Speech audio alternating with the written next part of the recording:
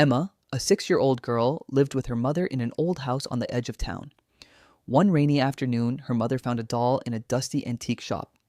Brown hair, large blue eyes, dressed in a faded blue gown. It looked expensive, but the shopkeeper handed it over for free, muttering, "I don't want it here anymore." To Emma, the doll instantly became her favorite toy. She carried it everywhere, whispered stories to it, and slept with it tucked under her arm every night. On the first night, her mother heard faint footsteps in the hallway, like a child running barefoot. When she checked Emma's room, the girl was fast asleep. But the doll wasn't beside her. It was sitting in the corner, facing the door. The second night, a sharp cracking sound woke her mother. In the morning, she noticed a thin fracture line on the doll's cheek, one that hadn't been there before. Her mother began to suspect Emma was playing at night and dropping the doll, but Emma insisted, "It moves by itself." She claimed the doll whispered to her in the dark, telling her never to share their secret. On the fourth night, her mother woke up and saw a small figure standing in the doorway. It wasn't Emma. The figure's hair was tangled, its eyes glowing a cold, unnatural blue, staring at her without blinking. Her mother's breath caught in her throat. She reached for the light switch, but before her fingers touched it, the figure stepped forward into the dim glow of the hallway. It was a doll, but it wasn't made of porcelain anymore. Its skin looked alive, pale, with faint veins pulsing beneath the surface.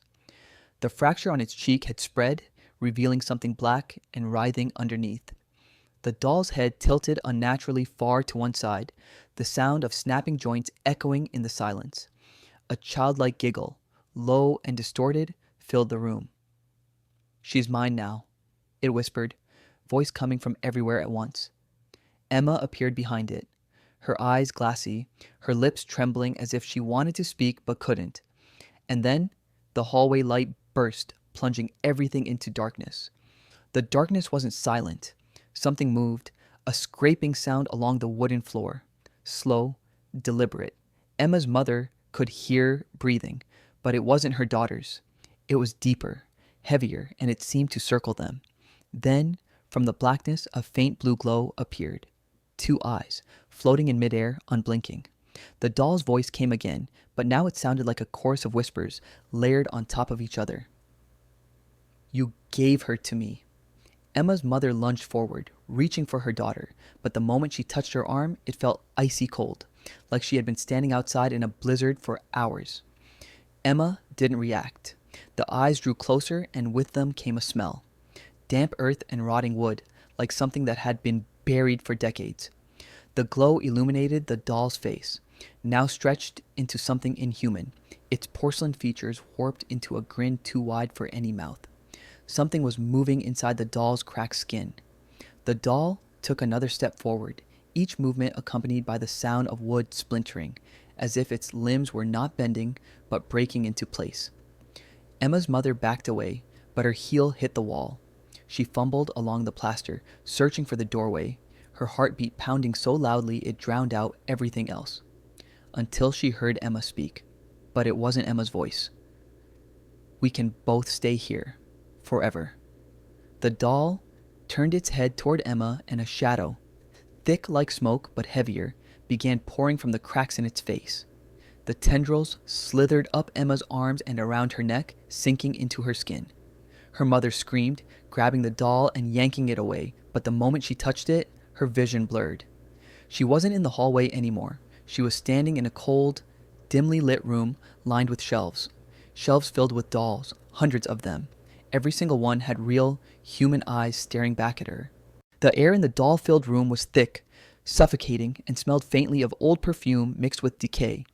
Some of the dolls' eyes moved, following her. Others' mouths twitched, tiny, involuntary spasms, like they were trying to speak. A small hand gripped her wrist. Emma stood beside her, but her face was pale, her lips almost blue.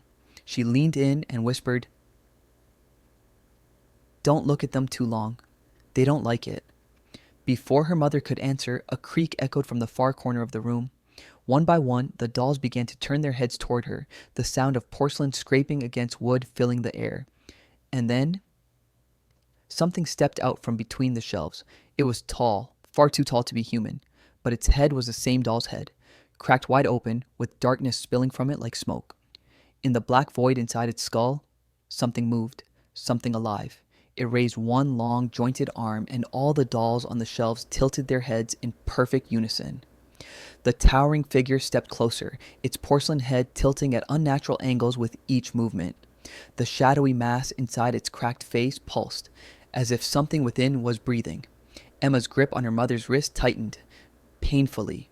When her mother looked down, Emma's small fingers had turned the color of bone, skin stretched thin, nails darkening as if rotting from the inside. The thing spoke, and though its mouth didn't move, every doll in the room whispered the words in perfect unison. She belongs to us now. The shelves began to shake violently. Dolls tumbled to the floor, shattering. But instead of breaking into porcelain pieces, they split open, spilling the same black smoke-like substance. The tendrils of shadow crawled across the floor, reaching for her legs. Her mother tried to pull Emma away, but the child wouldn't move. Her eyes were fixed on the tall figure, and for a moment her mother swore she saw her daughter's pupils, turning to glass. The figure's long fingers extended toward them, joints snapping into place one by one until they hovered just inches from her face. The fingers stopped just short of touching her, trembling slightly as if savoring the moment. A faint crackling sound filled the air, like ice breaking on a frozen lake, but it was coming from inside her own head. Emma's lips parted and a voice that was both hers and not hers spoke. "Don't fight it, Mommy. It hurts more if you fight." From behind the tall figure, more shadows began to pour into the room, crawling along the walls, their shapes twisting into vague, human-like silhouettes. Some were small, like children, others tall and hunched, their heads lolling at impossible angles. The shelves of dolls started to hum. It was a low, vibrating tone that grew louder and louder until it felt like the walls themselves were shaking. Several dolls opened their mouths wide, wider than a human jaw could ever go, revealing darkness inside. And in that darkness, whispers. The tall figure leaned down so its cracked porcelain face was level with hers. Through the fissures, something moved, something wet, glistening, and covered in tiny, twitching limbs. It whispered, "One more step, and you'll never leave." Her mother yanked Emma's arm and stumbled backward, but the room didn't move with them. It stretched. The shelves elongated into the distance, the dolls multiplying in every direction until there was no visible exit. The tall figure straightened to its full, towering height, and as it did, every shadow in the room surged forward.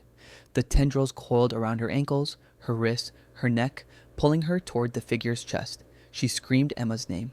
For the briefest moment, Emma's eyes softened, like the real Emma was still in there. But then, her lips curled into a faint smile. She reached out, not to her mother, but to the figure. "I told you, Mommy," Emma whispered. "We're staying." The tendrils yanked hard, the mother's vision blurred, the shelves fading into darkness, the whispering growing deafening. When her eyes opened again, she was sitting on a shelf. Her arms and legs were stiff, her skin cold and smooth. She tried to scream, but no sound came out, only the faint click of porcelain jaws. On the shelf opposite her, Emma sat perfectly still, glassy eyes fixed on her, and in the corner of the room, the tall figure turned its head towards the door, waiting for the next visitor.